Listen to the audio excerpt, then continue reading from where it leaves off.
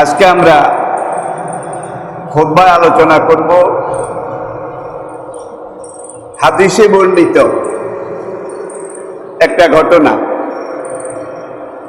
আর যেমন তেমন লামসাম ঘটনা হলে কিন্তু এগুলো হাদিসে আসে না, স্থান পায় না। কোরআনের পরেই আমাদের কাছে যে জিনিসটা সেটা হচ্ছে হাদিসে রাসূল, হাদিসে নববী। কোরআনটা হলো আমাদের জীবনের, মুসলিম জীবনের, বিশ্ব মুসলিমের জীবনের মূল সিলেবাস, টেক্সট বুক, কারিকুলাম। আর হাদিসে রাসূল, হাদিসে নববী, এটা হচ্ছে কোরআন রূপী টেক্সট বুক, কারিকুলাম। এটার শরহা, তাফসীর, ব্যাখ্যা এবং বিস্তৃতি। হাদিসে নববীতে আল্লাহ রাসূল যেই কথাগুলো বলেছেন এগুলো আসলে ওহী, এগুলো আল্লাহ পাকের নির্দেশ। পার্থক্য হলো ওহী লৌহে মাহফুজ থেকে জিবরাইল আলাইহিসসালাতু ওয়াসসালামের মারফতে আল্লাহ পাক নবীজির কাছে সরাসরি পাঠিয়েছেন। ওহীর ইবারত যেটা শব্দ গঠন, বর্ণনা, সেটাও আল্লাহর তৈরি। আবার ওহীর মাধ্যমে কোরআন হিসাবে যেটা 23 বছরে নবীজির কাছে এসেছে, ওহী হিসাবে আমরা পেয়েছি, সেটা হলো আল্লাহ পাকের প্রত্যক্ষ নির্দেশ, সরাসরি নির্দেশ। ইংরেজিতে এটাকে বলা হয় ডাইরেক্ট অর্ডার, ডাইরেক্ট অর্ডার। আর হাদিস কোরআনের ব্যাখ্যা। নবীজি নিজের মন থেকে নিজের ইচ্ছা মতো কোনো কথা বলেননি, কোনো সময়ই না। কোরআনে পাকে মহান রব্বুল আলামিন নবীজির কথার গুরুত্ব, স্বীকৃতি দিতে গিয়ে ওহীর মাধ্যমে কোরআনে আয়াত নাজিল করেছেন। ওমা ইয়ানতিকু আনিল হাওয়া, আমার এই নবী তোমাদের কাছে নিজের মন মতো, ইচ্ছা মতো কোনো কথা বলেন না। ইন হুয়া ইল্লা ওয়াহয়ুন ইউহা, এই নবীর অন্তরে আমি পরোক্ষভাবে যেই কথা পাঠাই, যেই নির্দেশ পাঠাই, সেটাই নবী হাদিসের মাধ্যমে তোমাদেরকে বলেন। তাহলে কোরআনটা ওহী, ডাইরেক্ট ওহী। আর হাদিস এটাও ওহী, ইনডাইরেক্ট, পরোক্ষ ওহী। দুটোটাই কিন্তু ওহী।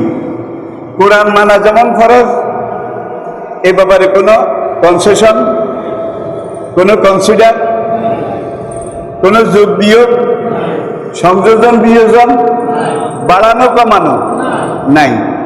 যা বলা হয়েছে তাই করতে হবে।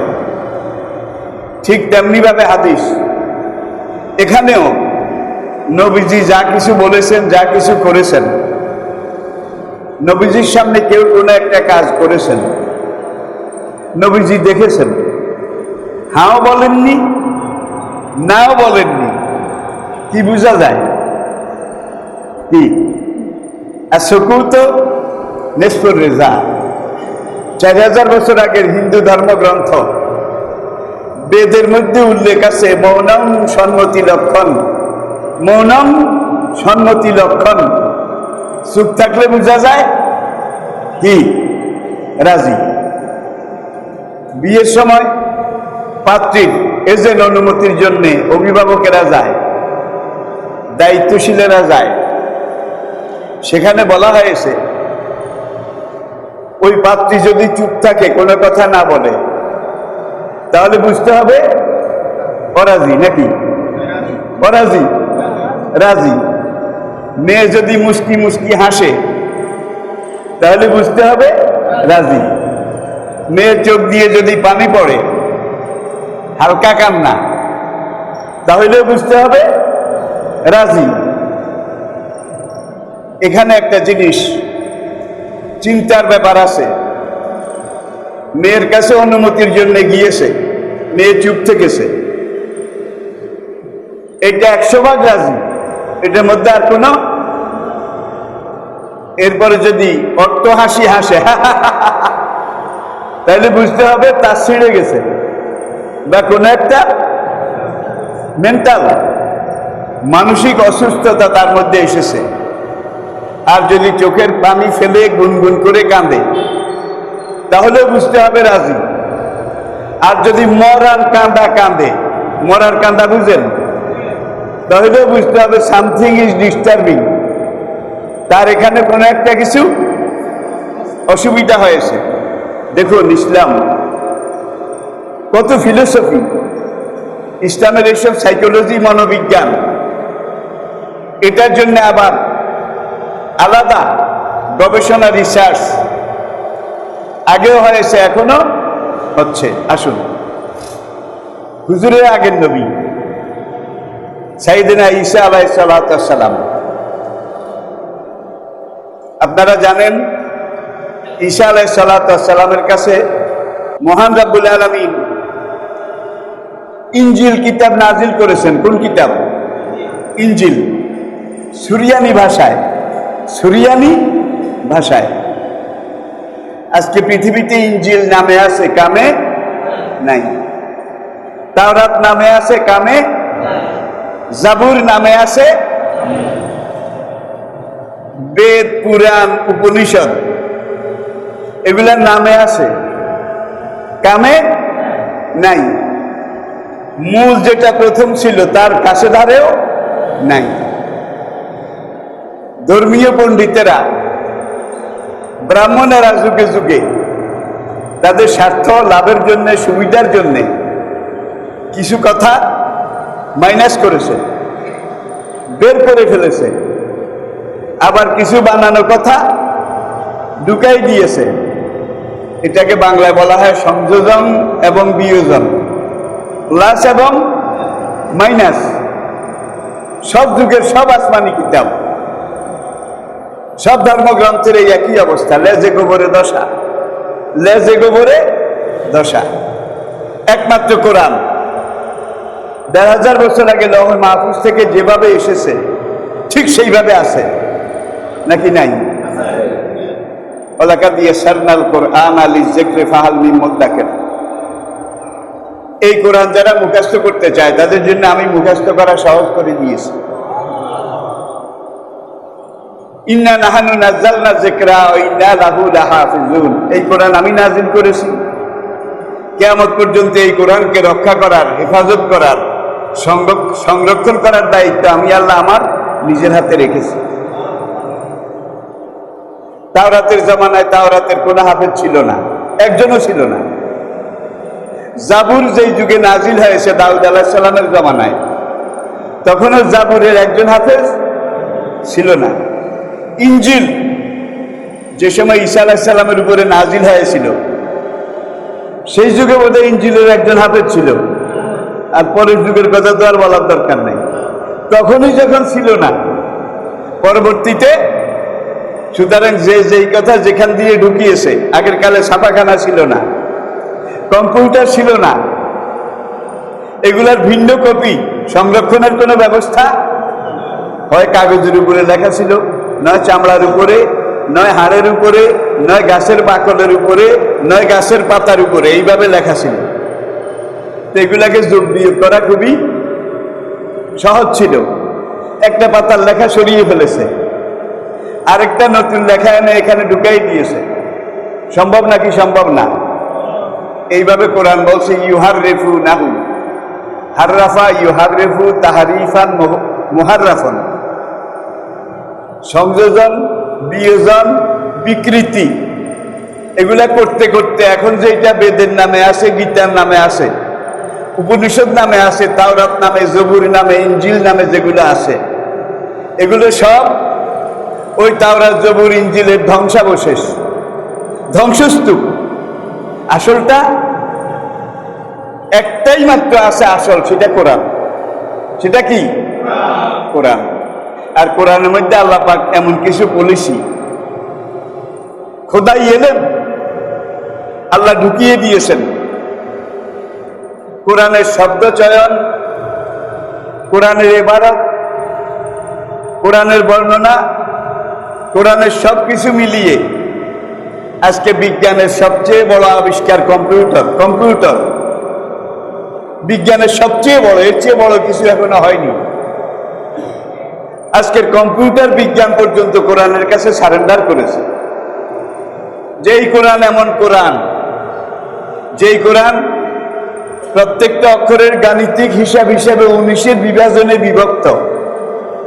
এখন যদি কেউ একটা আলিফ বাড়ায় তাহলে 19-এর ভাগার মিলবে না।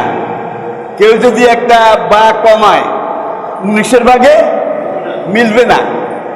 কোরআনের প্রথম আয়াত বিসমিল্লাহির রহমানির রহিম, প্রথম আয়াত। এটা বিসমিল্লাহ না, কোরআনের একটা আয়াত। সূরা নমলে আল্লাহ পাক ইরশাদ করেছেন ইন্নাহু মিন সুলাইমানা ওয়া ইন্নাহু বিসমিল্লাহির রহমানির রহিম। তাইলে এটা শুধু বিসমিল্লাহ না, কোরআনের মাঝের একটা আয়াত। এখানে আরবি অক্ষর 19টা। এটা দিয়ে আল্লাহ প্রমাণ করেছেন এইটা এমন এক কোরআন, প্রত্যেকটা সূরার মধ্যে, প্রত্যেকটা আয়াতের মধ্যে, প্রত্যেকটা পংক্তির মধ্যে এমন একটা কম্পিউটারের শব্দের মানগত গুণগত হিসাব আমি আল্লাহ রেখে দিয়েছি, যেখান থেকে একটা বাড়ালেও কম্পিউটার রেড সিগন্যাল দেবে, একটা কমাইলেও রেড সিগন্যাল দেবে যে এটা সেইটা না, এটা আসলটা না, এটা সেইটা না, এটা আসলটা না। কোরআন যেদিন থেকে নাজিল শুরু সেদিন থেকে হাফেজ শুরু। আমি কি বুঝাতে পেরেছি? যেদিন থেকে নাজিল শুরু সেদিন থেকে হাফেজ শুরু। বিজয় হজ্জের দিন আরাফাত ময়দানে জাবালে রহমতের সামনে নবীজি বিদায় হজ্জের ভাষণ দিয়েছিলেন। সেখানে সাহাবায়ে কেরামের সংখ্যা ছিল 1,24,000। এটা আহমদের বর্ণনা। বালাজুরির বর্ণনা অনুযায়ী সেখানে সাহাবার সংখ্যা ছিল 1,40,000। সবাই হাফেজে কোরআন ছিলেন। ওয়াইসির হিসাব অনুযায়ী ওয়াইসিতে 57টা মুসলমান দেশ আছে। 57। এই 57টা মুসলমান দেশে আজকে বর্তমান সময়ে 4,34,00,000, আবার বলছি 4,34,00,000 আন্তর্জাতিক মানের হাফেজে কোরআন জীবিত আছে। এখন কোন ছাপাখানা যদি অক্ষর একটা বেশ কম করে তাহলে ধরা পড়বে কিনা? পড়বে কিনা? কিন্তু আগের কিতাবে এই ধরনের কোন ব্যবস্থাপনা ছিল না। এটা আল্লাহরই মর্জি, আল্লাহরই ইচ্ছা যে তাওরাত, জবুর, ইনজিল, বেদ, গীতা, উপনিষদ, আগের যত ধর্মগ্রন্থ এগুলো সব temporary arrangement, temporary for a time being, স্বল্প সময়ের জন্যে। আর কোরআন এটা হলো পার্মানেন্ট অ্যারেঞ্জমেন্ট। যখন পানি পাওয়া না যায়, মাটি দিয়ে তৈমাম করে কোন রকম কাম সারো কি, কিন্তু যখন পানি পাওয়া যাবে তখন তৈমাম নিজে নিজেই আউট হয়ে যাবে। এটার আর কোনো, তাইলে আগের ধর্মগ্রন্থ,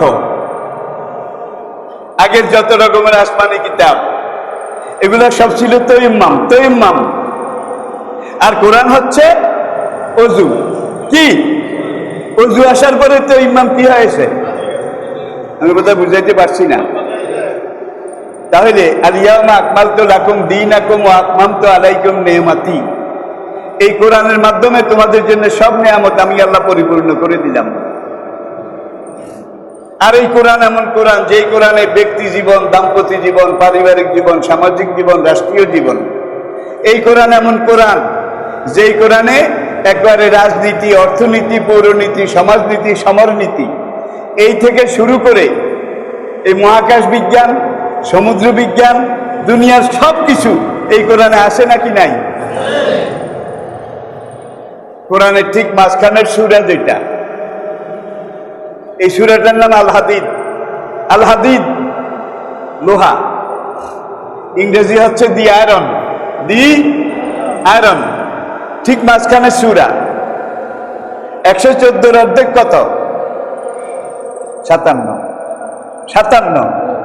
তাহলে পবিত্র কোরআনের 57 নম্বর সূরা হলো আল হাদিদ। তাহলে এটা হলো একেবারে মাঝখানে। এটা দিয়ে আল্লাহ বুঝাচ্ছেন এই দুনিয়ার মাঝখানে বিভিন্ন চরাচর আমি লোহা এটা রেখে দিয়েছি। আয়রন, আয়রন, লোহা। ও আনজালনাল হাদিদ ফিহি বাসুন শাদীদ। এই লোহার মধ্যে তোমাদের জন্য সবচেয়ে বড় শক্তি আমি আল্লাহ রেখে দিয়েছি। আজকে একটু দুনিয়ার দিকে তাকান। লোহার ব্যবহার যেই দেশ যেই জাতি সবচেয়ে ভালো জানে, বেশি জানে, তারাই কলকারখানার দিকে উন্নত, তথ্য প্রযুক্তির দিকে উন্নত, সামরিক দিকে বোধহয় পিছনে। কি? ফিহি বাসুন শাদীদ। এই লোহার মধ্যে আমি সবচেয়ে বড় শক্তি রেখে দিয়েছি। এটা আমার আজকের আলোচনা নয়, তারপরেও কোরআনের ভূমিকা হিসাবে কথাগুলো আমাকে বলতে হলো। আল্লাহ নবী ঈসা আলাইহিস সালাম তাবলীগে যাচ্ছেন, দ্বীনের দাওয়া কাজে যাচ্ছেন। সঙ্গে একজন খাদেম নিলেন, তালেবে নিলেন, সফর সঙ্গী। এখন সফর শুরু করার আগে ঈসা আলাইহিস সালাম কিছু জরুরি কাপড় চোপড়, আসবাব সামগ্রী এগুলো একত্র করে একটা থলি ব্যাগের মধ্যে দিলেন। খাদেম এগুলো হাতে নিলেন। এইবার ঈসা আলাইহিস সালাম 3টা রুটি, এইটাও খাদেমকে দিয়ে বললেন এইটাও ব্যাগের মধ্যে লও, সফরের সময় কাজে লাগবে। খাদেম ব্যাগের মধ্যে লয়, কিন্তু গুনে দেখে যে রুটি 3টা।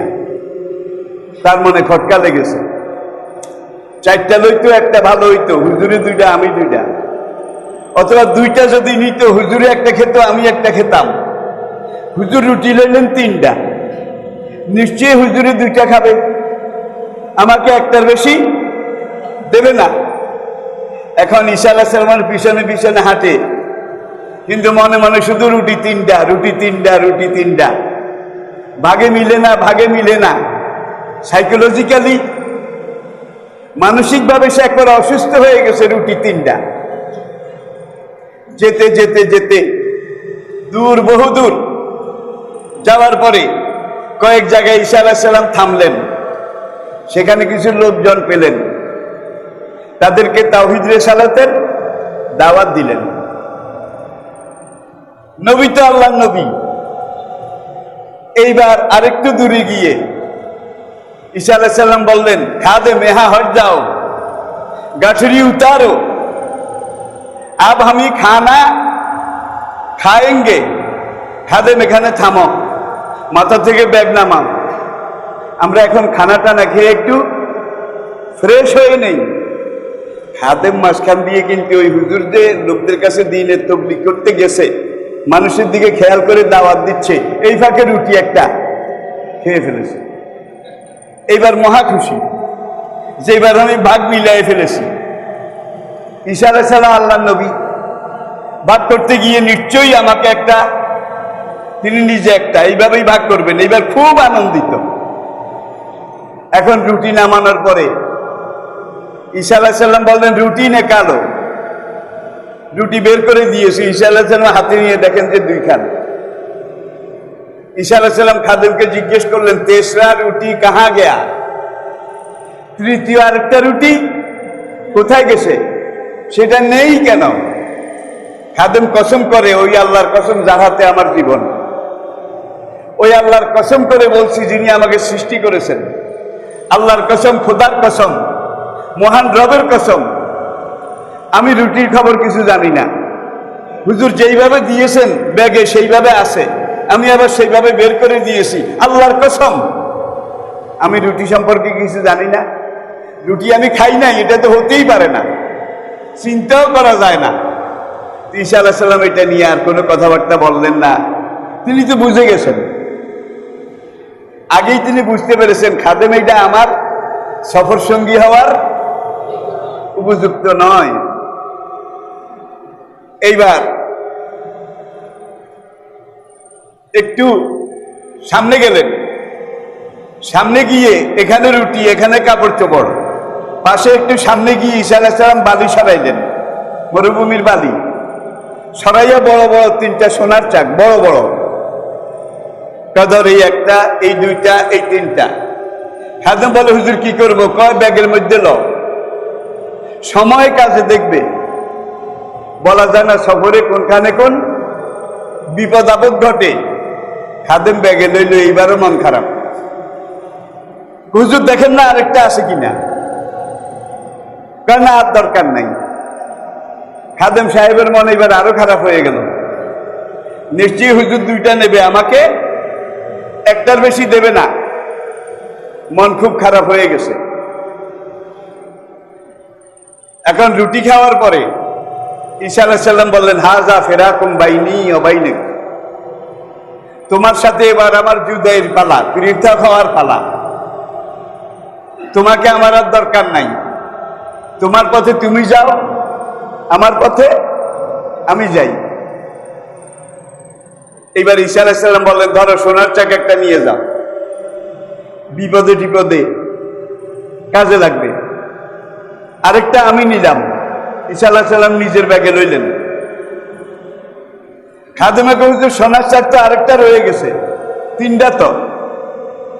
ঈসা আলাইহিস সালাম বলে, আমি আল্লাহর নবী, আমি আল্লাহর সাথে ওয়াদা করেছি, ওই একটা যে আমার রুটি খেয়েছে তাকে দেব, তাকে ছাড়া আর কাউকে দেব না। হায় হায় হায়, দেখুন এখন খাদেম চিন্তা করলো, আসলে তো খেয়েছি, যতই কসম করেছি, যতই কিছু করেছি, রুটি তো আমি খাইছি। এখন যদি স্বীকার করি, ঈসা আলাইহিস সালাম তো আল্লাহর নবী, ওয়াদা খেলাপ করবেন না। তিনি ওয়াদা করেছেন 3য় সোনার চাক যে রুটি খেয়েছে তাকে দেবে। হুজুর মারেন আর কাটেন, যাই করেন আর বলেন, আসলে রুটি আমি খেয়েছি। দেখছেন কারবার? আরে হাদিস দেখেন কি শিক্ষা। ধর আমি ওয়াদা করেছি যে রুটি খাইছে, ধর এইটা নেই। এবার ঈসা আলাইহিস সালাম উঠে দাঁড়িয়েছেন, খাদেমও দাঁড়াইছে। হাযা ফিরাকুম বাইনি ওয়া বাইনাক, এইবার তোর পথে তুই যা, আমার পথে আমি যাই। ধর আমার ব্যাগে যেটা আমার জন্য নিয়েছিলাম সেইটাও তোরে দিলাম। তোর এইবার 3টা, কয়টা? স্বর্ণের চাক 3টা, এটা নিয়ে যা। তবে সাবধানে যাস, সাবধানে চলিস। কোন সময় অসাবধান হবি না, সত্য কথা বলবি, কোন সময় আমানতে খেয়ানত করবি না। এই কয়েকটা উপদেশ দিয়ে খাদেমরে ছেড়ে দিলেন। ঈসা আলাইহিস সালাম তার পথে, আর খাদেম তার পথে, যে যার পথে যাচ্ছিল। এখন সেখানে পাহাড়ি রাস্তা, 2 পাহাড়ের মাঝখান দিয়ে গিরিপথ, সেখান দিয়ে খাদেম সাহেব হেঁটে হেঁটে যায়। পাহাড়ের আড়ালে 3টা ডাকাত, ওরা ডাকাতি করে মানুষের টাকা পয়সা সোনা দানা লুট করে এখানে ভাগযোগ করে আর কি। এখন দেখে যে এখান দিয়ে একজন লোক পোটলা মাথায় করে যায়। কে দেখেছে? কারা? ডাকাইতেরা। আপনারা বুঝতেছেন। এইবার ডাকাত সর্দার এসে বলে, মিয়া হ্যাঁ ठहर जाओ, गाठरी उतारो, तुम्हारे गाठरी में क्या चूज है देखना पड़ेगा। এইবার থাম, মাথার পুটলি নামা, তোর পুটলিতে কি আছে এটা দেখতে হবে। পুটলি খুলে দেখে সারা জীবন রাজা ডাকাতি করে যা পায় নাই, আজীবন করলেও পাওয়া যাবে না। এই বেটার পুটলির মধ্যে তার চাইতে 1000 গুণ বেশি 7 রাজার ধন এখানে রয়েছে। একটা কোপ দিয়ে খাদেমের কল্লাটা ফেলে দিল। ফেলে দিয়ে ওরা ডাকাত সোনার চাক 3টা এটা নিয়ে তাদের ওই লুণ্ঠিত দস্যুবৃত্তিকৃত ডাকাতির জিনিসপত্রের সাথে মিশিয়ে এখন এটাকে ভাগ করবে। ভাগ করতে গিয়ে এখন সর্দার সে বলে, আমি একটা, তোরা দুইজনে 2টা, এটা নিলে তো হয় না, আমি তো সর্দার। সর্দার হিসেবে আমার কিছু বেশি অধিকার আছে, সুতরাং দুইটা আমি নেব, আরেকটা ভাগ করে তোদের দুইজনকে আধা আধা করে দেব, আধা আধা। এখন সর্দারের কথা, দুইজন সহকর্মী তারা নাও বলতে পারছে না, হাও বলতে পারছে না, কিন্তু এই দুইজন ডাকাতের মন কিন্তু এখন ওই খাদেমের চাইতেও আরো খারাপ। এটা সাইকোলজি, অস্বীকার করা যাবে না, আরো খারাপ, বেশি খারাপ। এইবার তারা চিন্তা করলো কি করা যায়। সর্দার বললো এক কাজ কর, ধর এই টাকা নিয়ে যা, ওই যে একটা বাজার দোকান আছে সেখান থেকে ভালো কিছু হালুয়া রুটি নাস্তা কিনে নিয়ে আয়, আমরা আগে এখানে বসে আসুদা হয়ে তিন বন্ধু মিলে খানা খাবো, তারপরে ডাকাতির এই লুণ্ঠিত মাল এটা ভাগযোগ করে আমরা নেব, চা নিয়ে আয়। এখন এক ডাকাত বাজারের দিকে যায় হালুয়া রুটি কেনার জন্যে, যেতে যেতে চিন্তা করে যে কাজটা এখন আমার হাতে চলে এসেছে, হালুয়ার সাথে রুটির সাথে কিছু দারমুস, ওয়ান কাইন্ড অফ পয়জন, সেই যুগের সবচেয়ে মারাত্মক বিষ। এখন সে ওই হালুয়ার সাথে দারমুস এটা মিশাই দিয়েছে এবং মনে মনে সিদ্ধান্ত নিল, আমি নিয়ে বলবো তোমরা খাও, আমি বাজারে আসতে যেতে একেবারে ঘেমে গেছি, শরীরটা ভিজে গেছে, আমি একটু গোসল করে আসি, তোমরা দুইজনে আগে খাও। দেখেন, তখন ওরা দুইজনে খাবে, খাওয়ার পরে বিষ মিশ্রিত পয়জনাস ফুড, বিষাক্ত খাদ্য খেয়ে ওই দুইজন মরে যাবে। মরে গেলে সোনার চাক তিনটা, আমি একলা নিয়ে যাব। সে দারমুস বিষ মিশিয়ে খানা নিয়ে আসলো। এখানে দুই ডাকাত আবার পরামর্শ করলো, একটা কাজ করবি, ও যখন বাজারে হালুয়া রুটি নিয়ে আসবে তুই বলবি হালুয়া এগুলা গান্দা, আমি বলবো রুটি এগুলা পচা, তুই বলবি গান্দা, আমি বলবো পচা। আর ও তো একটু মেজাজি মানুষ, মুখ খারাপ, যখন সে পাল্টা জবাব দিয়ে আমাদেরকে উল্টা সিধা কিছু বলবে তখন ওকে এক কবে আমরা কেটে ফেলবো। তারপরে এই সোনার চাক এগুলাকে আমরা ইনসাফ মতো ভাগ করব। সারাদিন ডাকাতি করে যা পেয়েছি সেই ডাকাতির একদিনের সম্পদ একজনে নেবে, আরেকটা সোনার পিণ্ড একজনে নেবে, আর আরেকজনের দুইটা নেবে। ওকে তো আমরা মেরেই ফেলবো।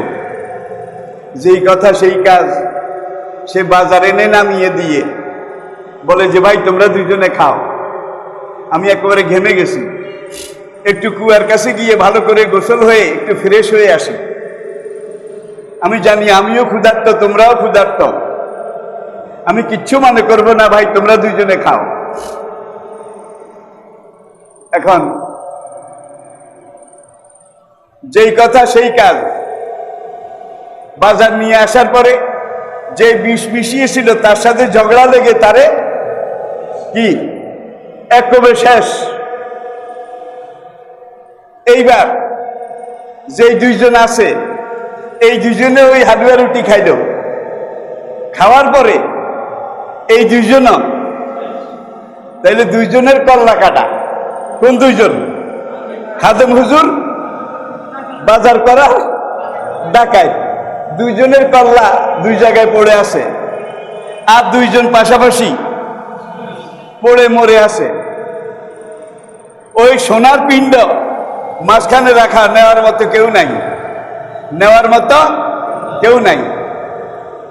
কিছুক্ষণ পরে ঈসা আলাইহিস সালাম সেখান দিয়ে আসলেন, যে খাদেম তো এখান দিয়ে গেছে, লোকটা বড় লুবি, দারুণ লুবি, তার কোনো ক্ষতি টতি হয়েছে কিনা এই পথে যাই, তাহলে হয়তো জানলেও জানতে পারি, দেখলেও দেখতে পারি।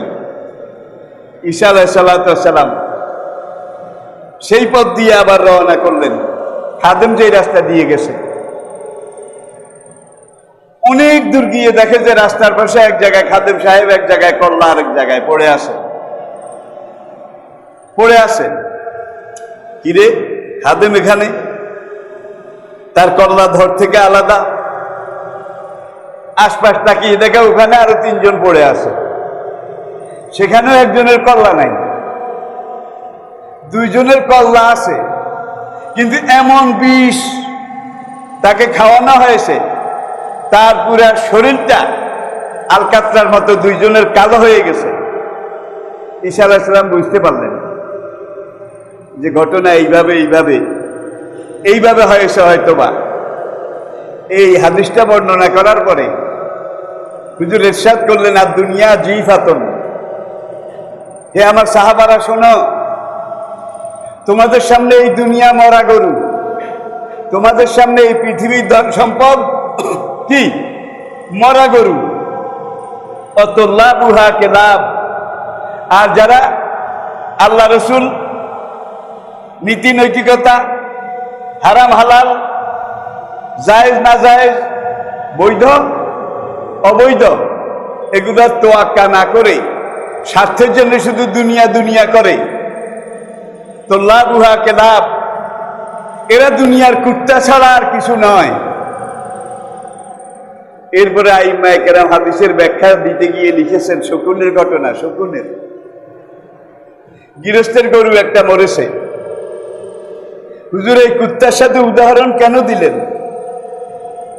গৃহস্থের গরু একটা মরেছে, এইবার এটাকে বাঁশ বেঁধে, লাট বেঁধে বাড়ির অদূরে মাঠের মধ্যে রেখে এসেছে। গৃহস্থের বাড়িতে কুত্তা একটা আছে, কিন্তু পোষা কুকুর। কুকুরের 2টা গুণ আছে, একদিকে লোভ, আরেকদিকে প্রভুভক্তি। মানুষ দারোয়ান খেয়ানত করে, কিন্তু কুত্তা দারোয়ান আজ পর্যন্ত একটা খেয়ানত করেছে এরকম রেকর্ড আমার জীবনে আমি যে দূর স্টাডি করেছি আমি পাই নাই। মানুষ 2 নম্বরই করে, কিন্তু কুত্তা 2 নম্বরই করে না, তবে লুবি।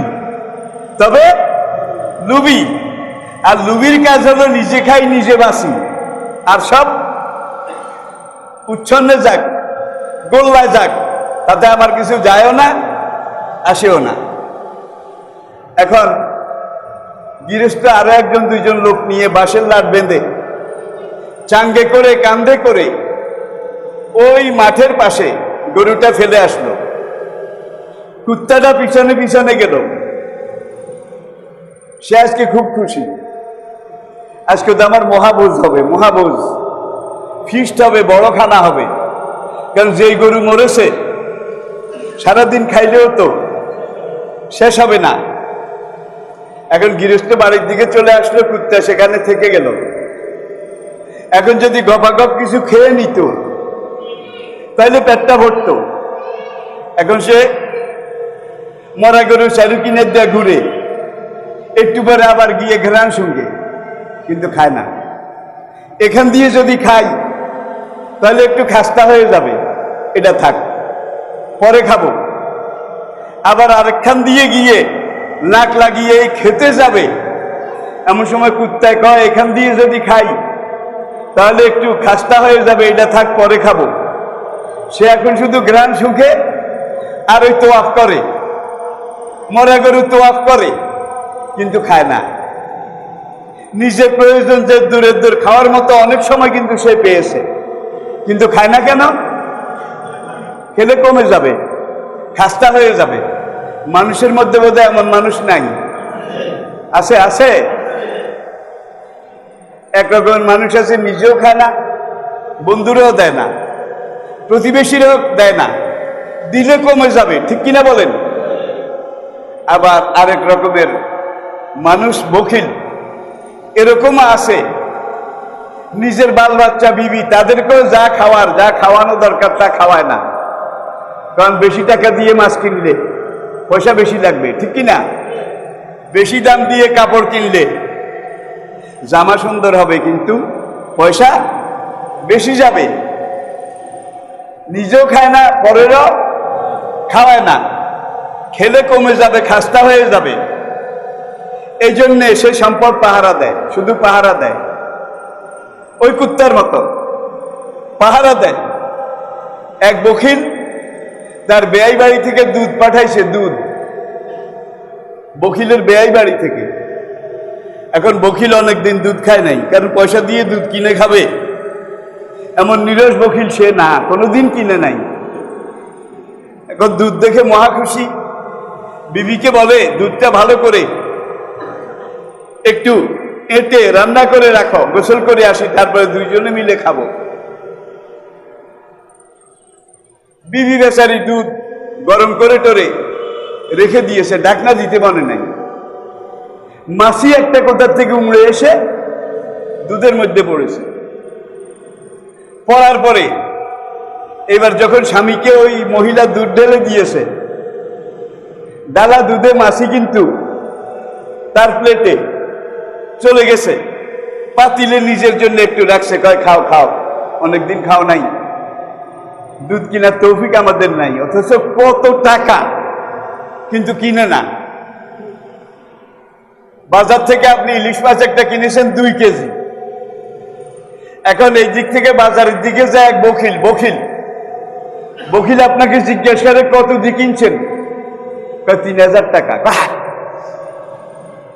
আরে কিনছে সে, তুই বেটা হায় হায় আর মাথায় হাত দেস, তাহলে নিজেও খায় না, অন্যকেও খাওয়ায় না, অন্যকেও খাক, এই দাও। এরকম বখিল বোধহয় সংসারে নাই, আছে আছে। আরে ভাই 3000 টাকা দিয়ে ইলিশ কিনলো সে, আর তুই আফসোস করতে করতে মরস কত টাকা লাগছে, কত টাকা লাগছে। এইবার এই গিন্নি এইদিকে আসো, দুধে মাছি। এখন আঙ্গুল দিয়ে উঠেছে, মাছির ঠ্যাঙের মধ্যে কিন্তু কাটা কাটা কাটা কাটা আছে। এখন এই দুধের কিছু সাদা সাদা ছানা ছানা মাছির ঠ্যাঙের মধ্যে লাগছে। হায়রে মরার পিন্ডি, কি খাবো আর আমারে কি দিলি। অনেকদিন পরে বন্ধুর বাড়ি বেয়াই বাড়ি থেকে একটু হাদিয়া দুধ আসছে, তুই যেসব মাছি রে খাওয়াইলি। মাছি কিছু খাইলো আর কিছু গায়ে মাখলো, এই কথা বলে মাছিটারে মুখে দিয়ে প্রথমবার একটু চুষেছে, বের করে দেখে যে কিছু ঠ্যাঙ্গে এখনো সাদা সাদা, ছানা তো আঠালো জিনিস, লাসা। আবার মুখে দিয়ে শুইছে, কতক্ষণ চুষে বের করার পরে দেখে যে 2-1টা ঠ্যাঙ্গে এখনো তো কিছু ছানা রয়ে গেছে মাছের ঠ্যাঙ্গে, এটা তো ফেলে দেওয়ার জিনিসটা মহামূল্যবান। এবার মুখে দিয়ে খুব জোরে চোষণ দিয়ে জিহ্বাকে যখন তালুর সাথে চাপ দিছে, বেত্তর করি মাছি গলি গেছে। গলি যাওয়ার পরে এইবার ছানাও উসুল হয়েছে, আর আমার দুধ যেটা খাইছো সেইটাও উসুল হয়েছে। তাহলে এক রকমের বখিল নিজেও খায় না, বন্ধুরেও খাওয়ায় না। আরেক রকমের বখিল নিজেও খায় না, আরেকজনের পয়সা দিয়ে কিনে খায়, সেটা দেখলেও তার কলিজা জ্বলে যায়, ঠিক কিনা বলেন। আর 3 নম্বর শেষ বখিল হইল মাছি, এইটার পায়ে কিছু লাগলে এইটারে মুখে দিয়ে বেড়া গেলে তারপরে মাছি পর্যন্ত খায়, এমন বখিলও সংসারে আছে, ঠিক কিনা বলেন। কুত্তা খায় না, শুধু পাহারা দেয়। কিছুক্ষণ পরে ঝাঁকে ঝাঁকে পাখি, চিনেছেন বোধ হয়, মুরব্বীরা চিনছে। ঝাঁকে ঝাঁকে ঝাঁকে ঝাঁকে অগণিত, একবারে জঙ্গি বিমানের মতো আসে, নামে, এখানে গাছে, এখানে গাছে, এখানে গাছে, মাঠে দূরে দূরে চক বেঁধে বেঁধে তারা, কখন কুত্তে একটু সরবে তারা এসে খাবে। এই অবস্থা হওয়ার পরে এখন শকুনের ডাক, এইভাবে যখন এসে গরুতে মুখ দিয়েছে, কুত্তার মেজাজ খারাপ হয়ে গেছে। নিজেও খেলাম না, আশপাশের প্রতিবেশীর কুত্তা আসছে, সেগুলারও দৌড়াইতে দৌড়াইতে গলা শুকে গেছে। নিজেও খেলাম না, অন্য কুত্তা বন্ধু বান্ধব আসলো, তাদেরকেও দিলাম না, শেষমেশ তোরা খাবি। কুত্তার মেজাজ আরো খারাপ। শকুনরে এবার দৌড়ানো শুরু করেছে, গরুর জায়গায় গরু। এখন শকুন এটারে কি দৌড়ায় শেষ করা যায়? এক পালকে এইদিকে দৌড়ায় লই যায়, 3 পালে সে হ্যাঁ করে গরুর চাইরানি শেষ। কুত্তা এসে যখন দেখলো গরুর তো চাইরানি শেষ, মেজাজ আরো খারাপ। এইবার সুপারলেটিভ ডিগ্রিতে উঠেছে কুত্তার টেম্পারেচার, মেজাজ। এইবার শকুন কয়েকটাকে দৌড়াইতে দৌড়াইতে পূব দিকে শুধু দৌড়ায় আর যায়। তুই শকুন রে গাছে না উঠাইয়া আমি কুত্তা গরুর কাছে ফিরে যাব না। গাছে উঠাইছে ঠিক, মাঠের একেবারে শেষ মাথায়। এখান দিয়ে কি হয়েছে, বাকি শকুনরা যা আসিল সব কুল্লো খালাস। এখন এসে দেখে যে শুধু ছাকনা, শিরদাঁড়া, মাথার খুলি, এছাড়া আর কিছু নেই। শকুনকেই কিন্তু বলা হয় ন্যাচারাল সুইপার, ন্যাচারাল সুইপার, প্রাকৃতিক ঝাড়ুদার। এখন কুত্তার মেজাজ আরো খারাপ। কেউ কেউ করতে করতে শকুন দৌড়াইতে দৌড়াইতে গলা শুকাই গেছে। অন্য দিন ঘরের গিন্নি একটু মার রাখে, অন্তত সন্ধ্যার আগে কুত্তারে দেবে। আজকে ওই বেচারি মার পুকুরে ফেলে দিয়েছে। কুত্তা তো আজ ওরস, সেই সকালে বেরিয়ে গেছে গরুর পিছে পিছে, এখনো আসে নাই। আজকে তো কুত্তার মারেরও দরকার নাই, সে ফেলে দিয়েছে। এখন এইভাবে শকুন দৌড়াইতে দৌড়াইতে যখন গলা শুকিয়ে গেছে, আপনারা কেউ কেউ হয়তো দেখেছেন কুত্তা তখন ডোবার মধ্যে এক দূর পানিতে নেমে শুধু পানি গিলে। দেখছেন কিনা কেউ কেউ? ভাই আমি দেখছি। আজকালের বর্তমান প্রজন্ম দেখেও নাই, আমি তাদেরকে বলে বুঝাতেও পারবো না। মুরব্বীরা যারা দেখছেন তারা বুঝতেছেন আমার কথাগুলো। এইভাবে শকুন দৌড়াইছে আর পানি খাইছে, শকুন দৌড়াইছে আর পানি খেয়েছে। কুত্তা দৌড়াইছে, পানি খাইছে, পানি খাইতে খাইতে পেট এত বড়, একবার ডোলের মতো। এখন ঘরের দুয়ারে এসে লেজ দাঁড়ে। এখন এই ঘরের গৃহিণী তার স্বামীকে ডাকে, দেখে যা কুত্তার পেট কত বড়। সেই সকালে গেছে, সারাদিন মরা গরু খাইছে, দেখো পেট কত বড়। কুত্তা দুয়ারে খাড়াইয়া লেজ দাঁড়াইতে দেন না বোধহয়, যেটা মনে করছো এটা না, মনে করেছে আমি গরুর গোস্ত খাইয়া একেবারে হাডিল হয়ে গেছি, আসলে এক তিল। তাহলে আসুন, আর দুনিয়া জিফাতুন, এই দুনিয়া মরা গরু, অত লাভ উহাকে লাভ। আর যারা দুনিয়া দুনিয়া করে দুনিয়ার পিছনে নামে, খায়ও না খাওয়ায়ও না আল্লাহর পথেও, যে নিজে খায় না হেতে বোধহয় আল্লাহর পথে দিব, সে আমনে কন। আল্লাহ পাক আমাদেরকে বুঝার তৌফিক দান করুন। এই দুনিয়ার সম্পদ যেটা আপনার আছে, এটা আল্লাহর দান, আল্লাহ আপনাকে দিয়েছে। আপনার যে দূর লাগে দূর খান, আর উদ্বৃত্ত যেটা থাকে সেটা আপনার পাড়া প্রতিবেশী, আত্মীয় স্বজন, তার থেকে দিয়ে দেন। আর যে আল্লাহ এমন আল্লাহ, আজকে আপনি খাইয়া টাইয়া সব যদি দিয়ে দেন, আগামীকাল আল্লাহ বোধহয় আপনার খানার জোগাড় করার যোগ্যতা রাখেন না। রাখেন। তাহলে যারা সত্যিকার পারফেক্ট মানুষ, ইতিহাসে যুগে যুগে দেখা গেছে তারা দিনের দিন খেয়েছে, দিয়েছে, দান করেছে। আগামীকালের চিন্তা কেউ আর করে কি করবে? নমা তাদরি নাফসুম মা যা তাকসে বুগাদান। আগামীকাল আপনার রেজেক আদৌ আছে কিনা, কি হয়তো আজকে শেষ। সুতরাং যা খাইতে পারি, যা দিতে পারি, এইটাই তো। আগামীকাল আসবে, কিন্তু আপনার জীবনে আসবে কিনা আপনি জানেন না। আমাদের জীবনে আগামীকাল আসবে কিনা আমরা বোধহয় জানি। আল্লাহ পাক আমাদেরকে বুঝার তৌফিক দান করুন। হুজুর ইরশাদ করেছেন, আল বখিল লা ইয়াদখুলুল জান্নাহ, বখিল বেহেশতে যাবে না, বখিল বেহেশতে যাবে না। শেখ সাদির গুলিস্তা বুস্তা ছোটকালে যারা পড়ছেন, বখিরার বুয়া জাহেদ বাহারবর বেহেশতি নাবাসদ বহক মে খবর। প্রিয় বয়স্করা হচ্ছে যে হাদিসের খবরে জানা যায়, বখিল যত বড় তাঙ্গর হোক, যত বড় সম্পদশালী হোক, বখিল কোনোদিন বেহেশতে যাবে না। আল্লাহ আমাদেরকে বখিলি থেকে, লোভ লালসা থেকে, একটা হলো বখিলি আর একটা হলো লোভ লালসা। এই লোভ লালসার কারণেই কিন্তু খাদেম হুজুর জীবন হারাইছে। কি এই লোভ লালসার কারণেই কিন্তু 3 ডাকাত জীবন হারিয়েছে। দুনিয়ার সম্পদ দুনিয়ায় পড়ে রয়েছে, কিন্তু তুমি কুত্তার মতো খালি পেটে চলে গেছো। আল্লাহ আমাদেরকে বুঝার তৌফিক দান করুন। ওমা আলাইনা ইল্লাল বালাগ। নতুন ওয়াজ ও ইসলামিক সঙ্গীত পেতে আমাদের বিবর্তন মিডিয়া চ্যানেলটি সাবস্ক্রাইব করুন।